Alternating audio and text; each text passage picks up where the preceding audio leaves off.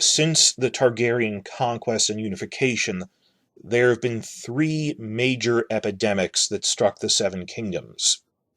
In part one, I already talked about the first two, which were the Shivers, which happened 60 years after conquest, and the Winter Fever, which struck 130 years after the conquest. In this video, I'm going to cover the third one, the Great Spring Sickness, which was about 209 years after the conquest. And then I'm going to give my analysis of all of them, of what was the pattern here, because it actually does seem to follow a certain logic. And my question of, did Martin intend for it to be this way, or does it just fit together really well on its own, serendipitously? So I'll cover that. So, starting off in the new section here, the third and last big epidemic was the Great Spring Sickness, which was about 90 years before the War of the Five Kings, 209 after conquest. So this is nearer to living memory. Actually, Maester Aemon would have been about 10 years old when it happened, so this is starting to get in living memory if you're really a 100-year-old man or something. 90 years before the War of the Five Kings, 80 years after the Winter Fever hit at the end of the dance. The Great Spring Sickness was nearly as bad as the Shivers, if not worse. We don't have a direct comparison, but where the Winter Fever was mostly limited to the north or the ports of the eastern coasts, this was another super epidemic that devastated most of Westeros and had a huge societal impact. It was bad in the major cities like Lannisport, worse in Old Town, which is bigger, but worst of all in King's Landing, the largest city, where it killed 4 people out of 10. Not just afflicted, got infected with it, it killed 4 out of 10 people in King's Landing. As with the Shivers, a lot of what we would call first responders died. Medical professionals like maesters who were dealing with the sick, or police. And in this case, it's stated that nearly all of the Silent Sisters in the city died. The Silent Sisters, the Order of Nuns in the Faith of the Seven, who specifically are tasked with preparing the dead for burial, it killed nearly all of them. It hammered the maesters. There were so many unburied corpses just lying in the streets that they had to start dumping them in the dragon pit. And when the corpses were stacked 10 feet deep there, and the dragon pit is a huge arena, that when it was filled with so many thousands of corpses to the point it was 10 feet deep, they poured wildfire in and set them ablaze in huge funeral pyres with wildfire. And wildfire burns green, and the fires burned night and day. So someone who lived through it said, at night in the city, there was this massive green glow to the air that you could see just walking around anywhere in King's Landing from all the funeral pyres, from the wildfire. Like during the Shivers, the High Septon died as well. It's also said that it killed the heir of Lord Bracken in the Riverlands, and it killed Lord Daemon Lannister, who was Tywin's great-grandfather. So this wasn't just in the ports, or the coast. This spread to the middle of the Riverlands. It spread to the Westerlands. It was everywhere.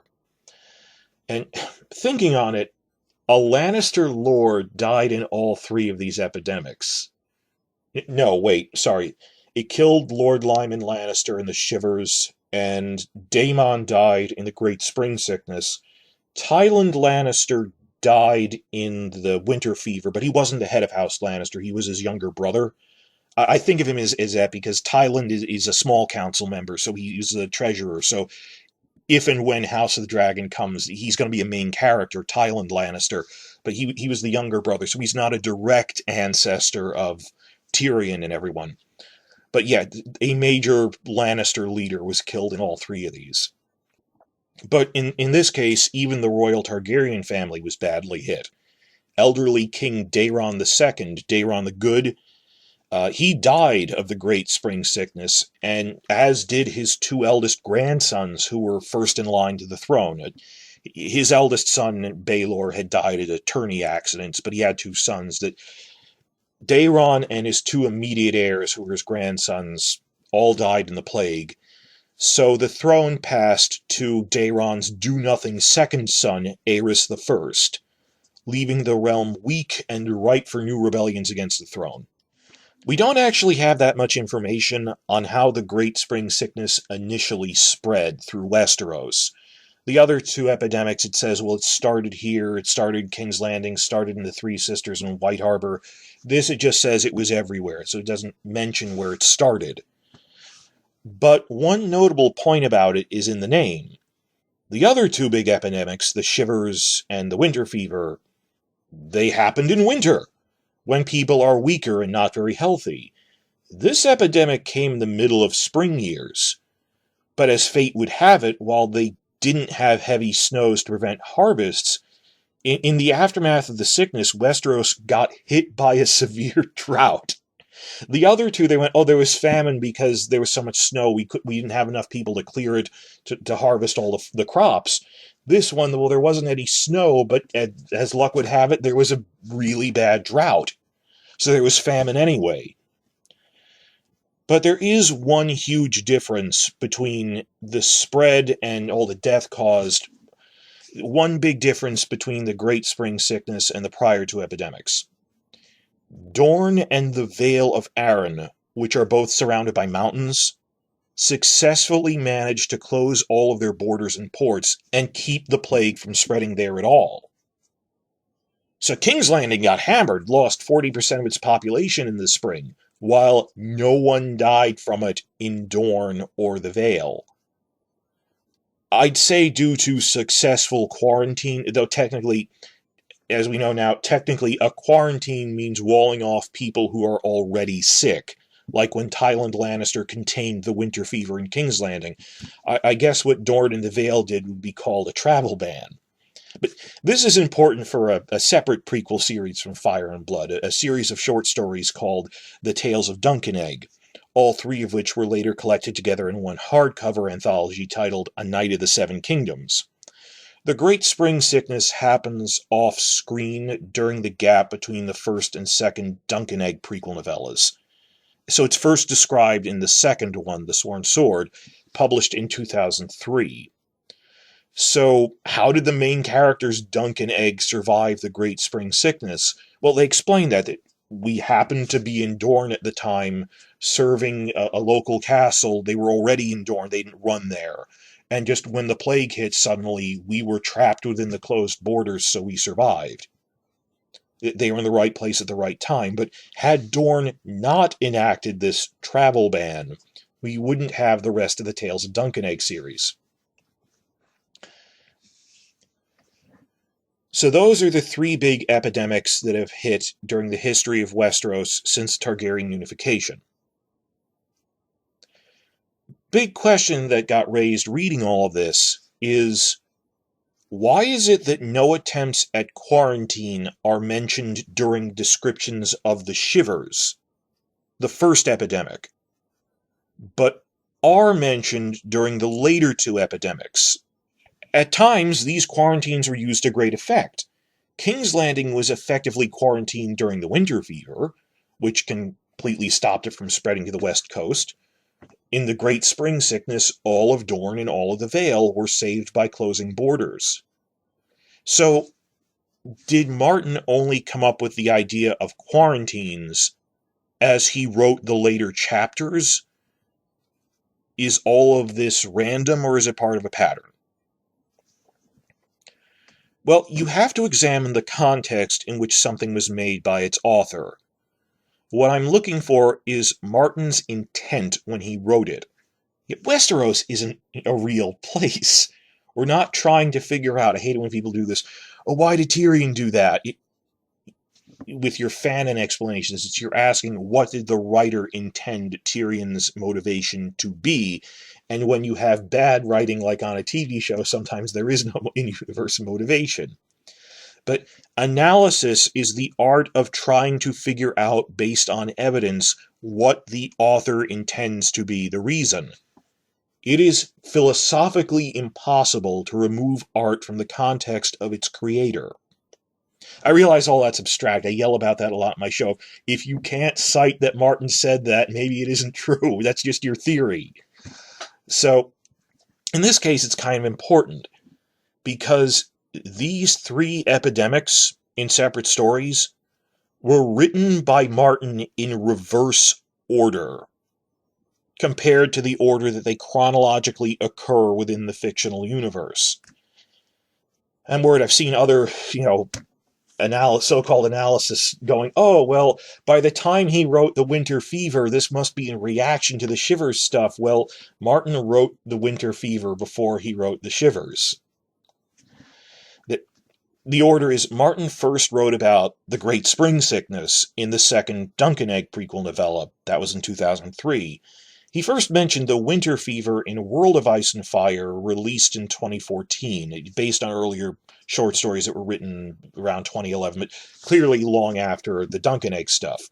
So, Great Spring Sickness, 2003, Winter Fever, 2012 to 2014. And he only came up with the Shivers after the World of Ice and Fire. It wasn't mentioned in that. I know this gets a bit technical, that the World of Ice and Fire was based on these unreleased prequel novellas he started writing in like 2011 about the Dance of the Dragons and such, and later it got slimmed down into World of Ice and Fire, but then there was high demand for it, so they collected all these unpublished short stories and put them out as this anthology called Fire and Blood. And there's basically two halves to Fire and Blood. One big part on the Targaryen conquest and its aftermath, and then one big part on the Dance of the Dragons and its aftermath. But he originally did not write a prequel novella about the long era of peace during the 50-year reign of Aegon's grandson Jaehaerys. That was a huge gap. So when he sat down to write Fire and Blood, he said, I'm going to write some bridge chapters to bridge the gap, fill it in between those two big prequel eras of the Conquest era and the Dance era. A few things to fill it in. It ends up being a quarter of the book. And it's great content, but you have to remember, all of the Jaehaerys sections of Fire and Blood are officially the most recent thing George R. R. Martin has actually written since about 2017 or so. But he clearly wrote that after the World of Ice and Fire. So the order these things were written in, it's something like Great Spring Sickness was conceived of in 2003, Winter Fever was conceived of around 2012, and The Shivers around 2017 or so, give or take a year, depending on how long it takes to publish this stuff. So it's not just random and scattering, it's a clear reverse order. That the chronological order is Shivers, Winter Fever, Spring Sickness. Writing order is Spring Sickness, Winter Fever, Shivers. So the Shivers was the last epidemic he wrote about. He wrote it after the Great Spring Sickness, but it doesn't contain any of the quarantine measures which were a vital part of the Great Spring Sickness. There's no mention in it of Dorne and the Vale shutting their borders. Not even something comparable to how in the Winter Fever, Thailand quarantined King's Landing. The Shivers just spreads everywhere.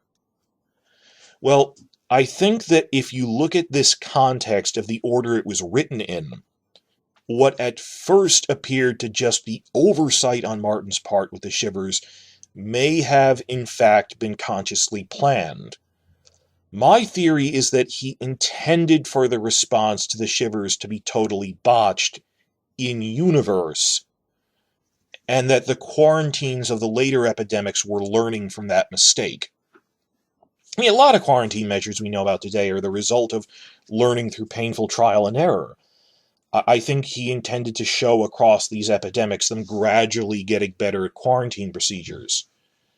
That self-consciously, when Martin sat down to write the Jaehaerys stuff, he went, maybe I should show them botching an epidemic here to show why they responded to the Great Spring Sickness relatively well, as a retcon of sorts to the Duncan Egg stuff. To go, oh yeah, we're doing this because we learned our lesson the hard way. And another point is comparing not just the Shivers and the Great Spring Sickness, but the Winter Fever to the Spring Sickness is sort of an intermediary stage. That he wrote the Spring Sickness first, a decade before he wrote about Winter Fever.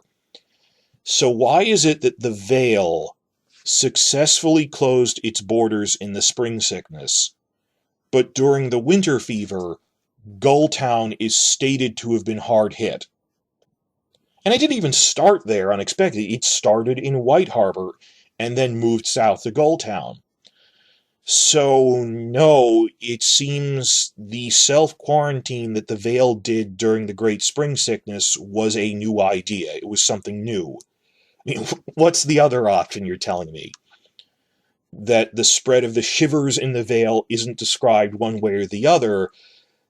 Is it possible that the Vale closed its borders during the shivers, like they did in the Spring Sickness?